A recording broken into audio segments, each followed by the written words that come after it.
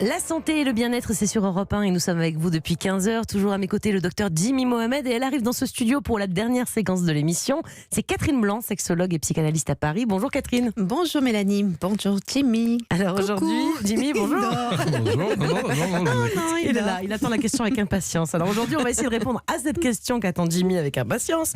C'est la question de Benjamin. J'ai rencontré mon compagnon il y a quelques mois. Tout est parfait, je suis amoureux. Le seul bémol, c'est ce qui se passe au lit. Je le trouve très classique alors que moi j'aime les mots crus et les fessées par exemple. Que dois-je faire? Alors Catherine, c'est vrai qu'on n'ose pas toujours se libérer dans les premiers mois d'une relation. C'est dû à quoi? Bien d'abord parce qu'on ne sait pas très bien comment l'autre nous considère et comment il nous aimera ou nous considérera si on commence à révéler des choses plus intimes de soi ou plus décalées peut-être. Donc évidemment c'est toujours délicat, mais c'est, je pense, aussi délicat quand les couples sont plus anciens, parce que plus le temps dure, plus on pourrait libérer la parole, mais plus on libère la parole, plus l'autre est en droit de penser que mais que se passe-t-il, pourquoi tout d'un coup ça, pourquoi maintenant, a-t-il ou a-t-elle la même chose, tout d'un coup il veut des trucs nouveaux, c'est bizarre. Oui, a-t-il ou a-t-elle rencontré quelqu'un? Donc c'est toujours délicat en fait de parler de son intimité. Alors du coup Catherine, comment faire pour Benjamin pour pimenter un peu sa relation sexuelle? Comment il peut faire pour décoincer un petit peu son copain du coup?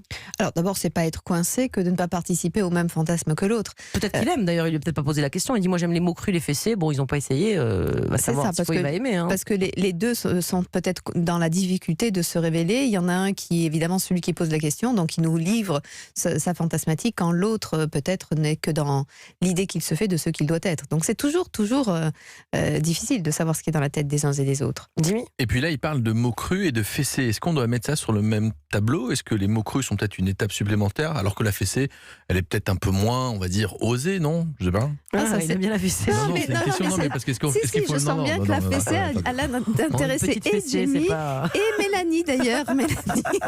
Alors Catherine, répondons à la question. Ok.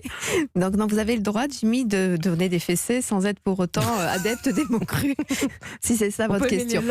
C'est pas ma question, mais c'était la question de Benjamin, qu'on souhaite aider et guider. Oui, non, en fait, je pense que effectivement, ce sont deux choses qui peuvent s'apparenter ou pas du tout.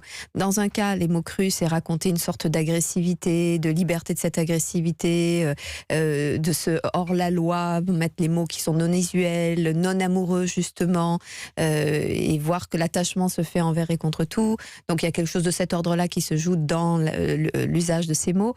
La fessée, il y a quelque chose qui est à la fois pour l'imaginaire de chacun, ce peut être la punition, mais ce peut être aussi une façon de, j'allais dire, plus animale, un peu, on tape sur la croupe de l'autre. C'est quoi qui est excitant finalement dans la fessée quand ça excite les gens, je dis pas que ce soit le cas.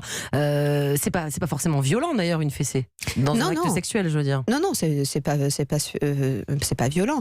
Ça peut être envisagé comme violent, évidemment, selon le passif de chacun. Quelqu'un qui a été frappé ne va pas envisager la fessée de la même façon. D'ailleurs, il peut justement intégrer dans la sexualité la fessée parce que ça participe du rapport à l'autre initial, ou au contraire fuir comme la peste un tel acte parce que ce serait quelque chose d'extrêmement humiliant. Je crois qu'il y a quelque chose du plaisir de faire rebondir la main sur le muscle qui est quand même le plus gros muscle du corps. Il y a un bruit particulier, il y a aussi une idée d'emballement, comme on taperait sur la croupe d'un cheval. C'est ça que ça fait penser finalement. Ou d'une jument qui partirait au galop. Au galop, exactement. Donc il y a un imaginaire qui est un imaginaire animal, mais même pas qu'animal, puisque même les enfants, on aime bien quand ils sont avec les couches qui rebondissent considérablement les fesses, on aime bien l'idée de taper sur les fesses pour ce côté justement... Tapoter, bien sûr, pas taper, mais tapoter sur la couche, quoi. Bien sûr, c'est ça.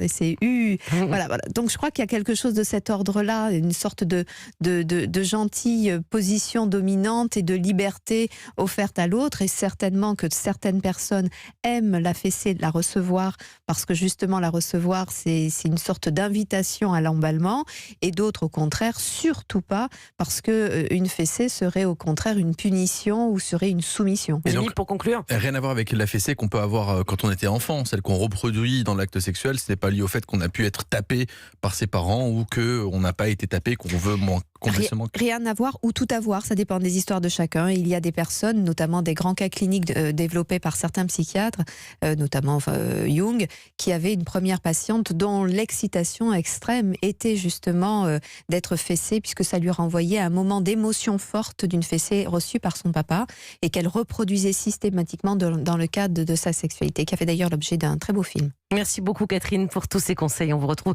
bien sûr demain. Voilà.